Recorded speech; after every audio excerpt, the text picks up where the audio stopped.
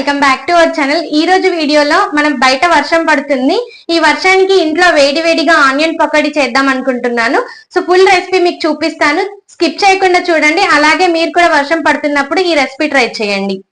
అలాగే మన ఛానల్ ఎవరైనా ఫస్ట్ టైం చూస్తున్నట్టయితే సబ్స్క్రైబ్ చేసుకోండి. ఇక్కడ మనం ఆనియన్ పకోడీ చేసుకోవడానికి శనగపిండి ఒక 2 కప్స్ తీసుకున్నాను. అలాగే కొంచెం క్రిస్పీగా రావాలంటే ఒక 2 స్పూన్ బియ్యం పిండి తీసుకోండి.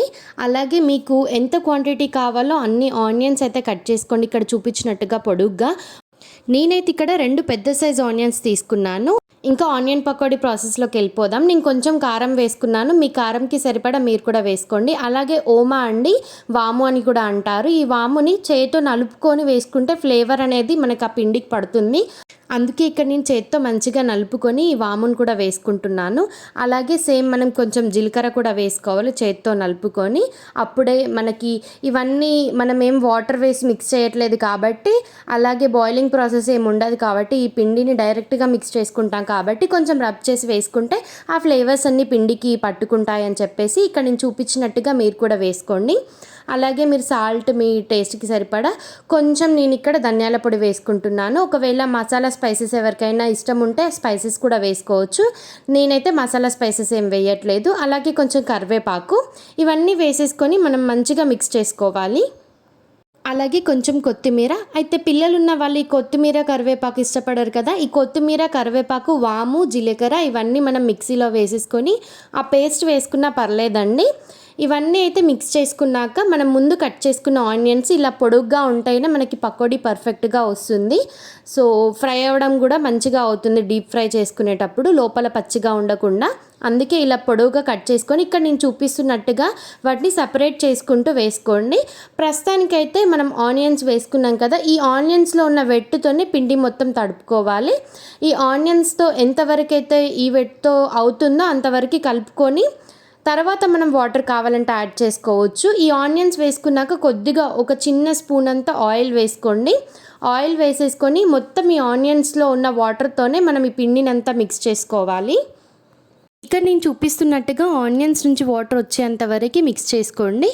సో మిక్స్ చేసుకున్న తర్వాత నాకు ఒక టీ గ్లాస్ అంత వాటర్ అయితే పట్టాయండి ఈ పిండి మొత్తం మిక్స్ చేసుకోవడానికి. సో కొద్దిగా వాటర్ వేసుకొని మిక్స్ చేసుకోవాలి, మొత్తం ఒకటేసారి వేసుకోవద్దు. మొత్తం మళ్ళీ కన్సిస్టెన్సీ సరిగ్గా రాకపోతే మనకి పకోడీ సరిగ్గా రాదు. కొన్ని నీళ్ళు హ్యాండ్లో వేసుకొని మిక్స్ చేసుకోండి. కొంచెం వంట సోడా వేసుకుంటున్నాను, ఇది ఆప్షనల్ అండి, కావాలంటే వేసుకోవచ్చు లేకపోతే లేదు. ఈ వంట సోడాను కూడా వేసేసుకొని మొత్తం ఒకసారి ఇక్కడ నేను చూపించిన కన్సిస్టెన్సీ ఉంటే మనకి పకోడీ పర్ఫెక్ట్గా వస్తుంది. అలాగే మనం డీప్ ఫ్రై చేసుకునేటప్పుడు మంచిగా ఫ్రై అయిపోతుంది. సో ఇక్కడ నేనైతే డీప్ ఫ్రైకి ఆయిల్ వేడి చేసుకున్నానండి. ఇప్పుడు పకోడీ వేసుకుంటున్నాను. పకోడీ వేసుకునే విధానం కూడా ఇక్కడ నేను చూపించినట్టుగా వేయండి.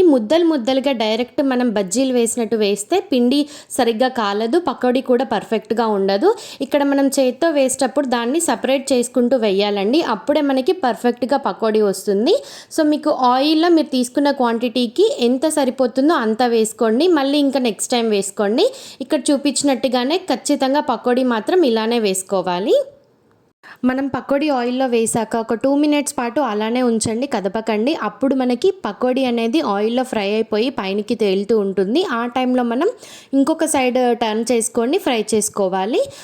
అలా 2 వైపులు ఫ్రై చేసుకోండి. గోల్డెన్ బ్రౌన్ కలర్కి వచ్చాక మనం ఈ పకోడీని తీసేసుకోవచ్చండి.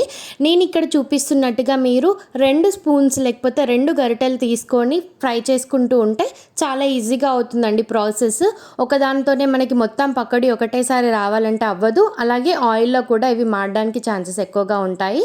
సో ఇక్కడ నేను చూపించినట్టుగా ఒక చిన్న స్పూన్ సహాయంతో ఇలా పకోడీని మనం సపరేట్ చేసుకుంటే పర్ఫెక్ట్గా వస్తాయండి. సేమ్ ప్రాసెస్ రిపీట్ చేసుకుంటే సరిపోతుందండి, మనం తీసుకున్న క్వాంటిటీ అయిపోయేంత వరకు. సేమ్ ఆయిల్లో ఇక్కడ నేను చూపించినట్టుగా సపరేట్గా వేసుకుంటేనే పర్ఫెక్ట్గా పకోడీ వస్తుందండి. మీరు చూసినట్టయితే నాకు ఎక్కడ కూడా ముద్దగా లేదు, అలాగే పకోడీ షేప్ అనేది పర్ఫెక్ట్గా వచ్చింది. అంటే మనం పొడుగ్గా ఆనియన్స్ తీసుకున్నాం కదా, సేమ్ అలానే మనకి ఫ్రై చేసుకున్న తర్వాత కూడా వచ్చాయి, ముద్దగా ఎక్కడ లేవు. మీరు కూడా మీ ఇంట్లో వర్షం పడుతుంటే, ఇది రెయినీ సీజన్ కదా అండి, రెయినీ సీజన్ ఫుడ్ చాలా ఉంటుంది, మనకి క్రేవింగ్స్ వస్తూ ఉంటాయి వర్షాలు పడుతున్న టైంలో ఒకరోజు వర్షం పడుతుంటే ట్రై చేయండి అండి. పెద్దగా కష్టమేమి ఉండదు. మన ఇంట్లో ఉన్న ఐటమ్సే అన్నీ ఉంటాయి. ఆనియన్స్, అలాగే మనకి కొంచెం శనగపిండి, బియ్యపిండి ఆప్షనల్ అండి, కావాలంటే వేసుకోవచ్చు లేకపోతే లేదు. ఇవన్నీ వేసుకోండి. నేను ఇక్కడ ఒక షార్ట్ అప్లోడ్ చేస్తున్నాను, అందుకోసమని షూట్ చేస్తున్నాను వీడియో. ఇలా మీరు కూడా మీ ఇంట్లో పకోడీ చేసుకొని ఎలా ఉందో నాకు కామెంట్లో తెలియజేయండి. ఇక్కడ నేను చూపించిన ప్రాసెస్ చేసుకుంటే పర్ఫెక్ట్గా వస్తాయండి. ఇంకా పెద్దగా కష్టపడకుండా మీరు కూడా మీ ఇంట్లో వర్షం పడుతున్నప్పుడు ఇలా పకోడీ చేసుకోండి. అలాగే నా వీడియో మీకు యూజ్ అవుతుంది అనుకుంటున్నాను. అలాగే మరిన్ని ఇలాంటి ఇంట్రెస్టింగ్ వీడియోస్ కోసం మన ఛానల్ని అయితే సబ్స్క్రైబ్ చేసుకోండి. ఇంకా ముందు మంచి మంచి రెయినీ సీజన్ ఫుడ్స్ మీకు అప్లోడ్ చేస్తూ ఉంటాను. Thank you for watching.